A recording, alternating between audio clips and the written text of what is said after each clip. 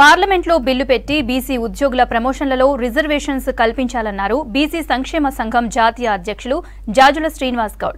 SC ST ఉద్యోగులకు ప్రమోషన్లలో రిజర్వేషన్లు కల్పించిన విధంగానే ఓబీసీ ఉద్యోగులకు న్యాయం చేయాలన్నారు. హైదరాబాద్ జలసౌధలో రాష్ట్ర బీసీ ఉద్యోగుల సంఘం ఆధ్వర్యంలో సమావేశం నిర్వహించారు. ఆగస్టు 7న పంజాబ్లోని అమృత్సర్లో నిర్వహించనున్న ఓబీసీ జాతీయ మహాసభను విజయవంతం చేయాలని పిలుపు ఇస్తూ వాల్ పోస్టర్ను ఆవిష్కరించారు జాజుల.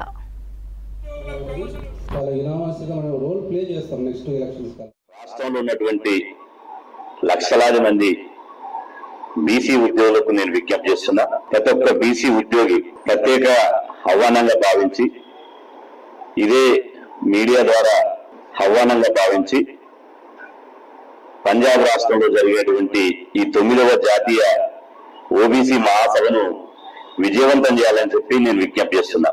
ఈ ఓబీసీ జాతీయ మహాసభలో దేశంలో బీసీలు ఎదుర్కొంటున్నటువంటి సమస్యలు, బీసీ డిమాండ్లను పరిష్కరించడానికి ప్రభుత్వాల మీద ఐక్యంగా ఒక ఉద్యమ కార్యాచరణ, అదేవిధంగా ఆ సభలో బీసీల డిమాండ్లపై సుదీర్ఘంగా చర్చించి 12 తీర్మానాలు చేసేటువంటి అవకాశం ఉంది.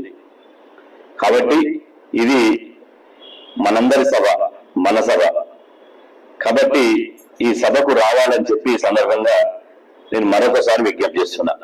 రిజర్వేషన్లు నాకు తెలిసిన మేరకు 8 సామాజిక వర్గాలకు ఈ దేశంలో రిజర్వేషన్ అమలవుతున్నాయి.